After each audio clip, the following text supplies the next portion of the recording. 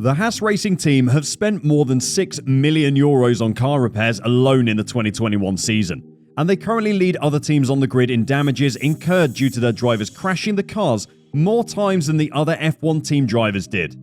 For that, they have Mick Schumacher to blame. But is he really to blame for it? And is this enough for Guenther Steiner to threaten Mick? Stay with us to find out.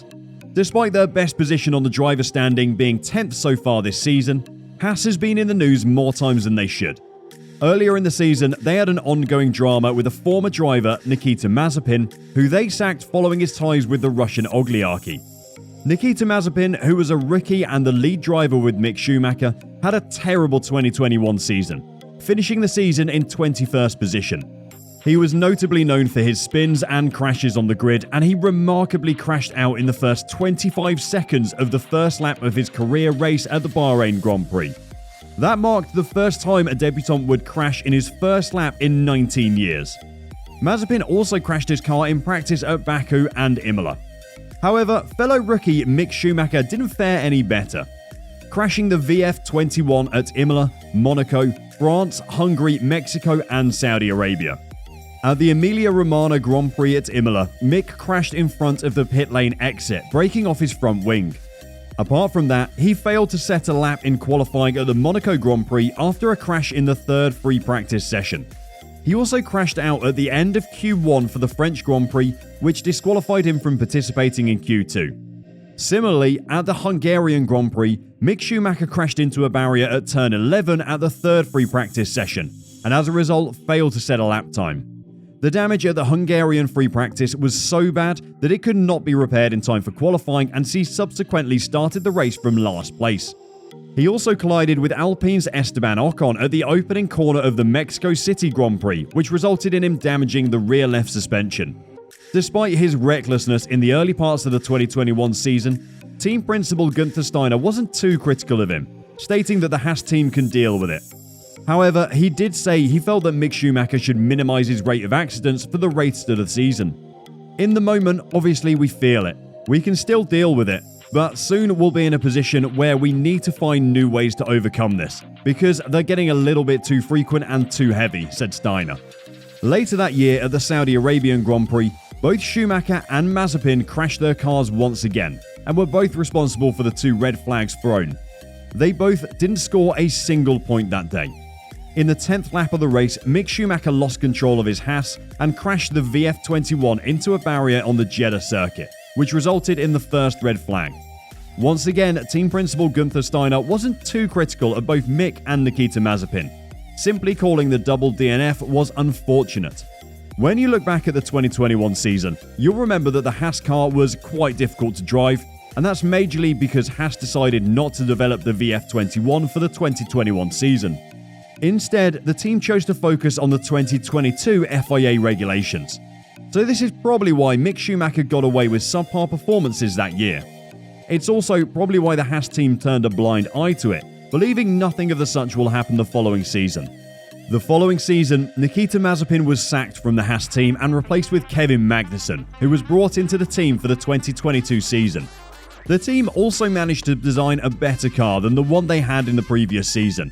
And yet, Mick Schumacher still isn't living up to expectations. There are many reasons for this, and the major one is perhaps the pressure that comes with being the son of one of the greatest drivers the F1 has ever seen.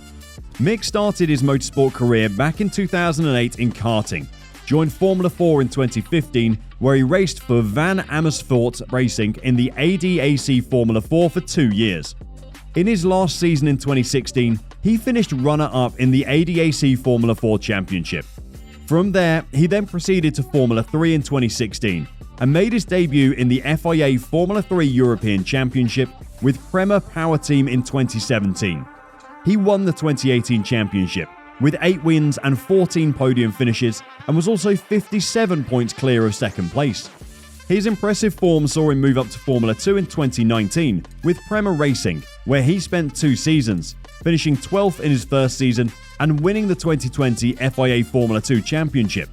Following in his father's footsteps, the German joined the Ferrari Driver Academy back in 2019, driving for Ferrari once in their in-season testing at the Bahrain International Circuit. He made his F1 practice debut at the 2020 Abu Dhabi Grand Prix. driving for Haas in place of Kevin Magnussen, and then proceeded to sign a multi-year contract with them in 2021. However, despite his successful motorsport career and his family legacy in F1, he's yet to replicate any of it in Formula 1, having failed to score a single point since he's made his debut in 2021. And with his lack of points, he's soon becoming a liability for the Haas team. His series of crashes this 2022 season has now become a thing of worry for the team because of the $140 million budget cap they have for the season. With just 7 Grand Prix out of a possible 22, Mick Schumacher has already had 2 spins that ended in a crash this 2022 season. He suffered a crash earlier in the season during qualifying for the Saudi Arabian Grand Prix. With just 4 minutes and 58 seconds left in Q2 of qualifying, the German hit the wall at turn 10. The impact, which was reported to be 33 Gs and happened at around 270 km an hour, and the horrendous crash separated the gearbox from the engine and damaged the suspension and radiator ducts. The chassis was also affected. Guenther Steiner also revealed that the force of the crash also caused a loss of data. Due to the crash, he missed the Saudi Arabian Grand Prix, and the crash was reported to have cost the American team $1 million, which was a big hit on the Haas F1 team's budget cap. After the crash, Steiner pointed out that they could no longer afford many crashes of that magnitude because the FIA regulations on the budget cap. He said, "Because you have this risk, you have got obviously a contingency in there. But if you have 2 or 3 like your contingency is pretty quickly not a contingency anymore, it's a loss. So you just need to manage. Obviously, I hope we don't have a lot more of them." Despite Guenther Steiner's pleading, Mick Schumacher suffered another crash at the Monaco Grand Prix, and this time Steiner couldn't afford to be patient. You could tell from the look on his eyes that he was frustrated. Schumacher was involved in another huge incident at the Monaco Grand Prix after spinning into the Tech Pro barriers at the swimming pool complex.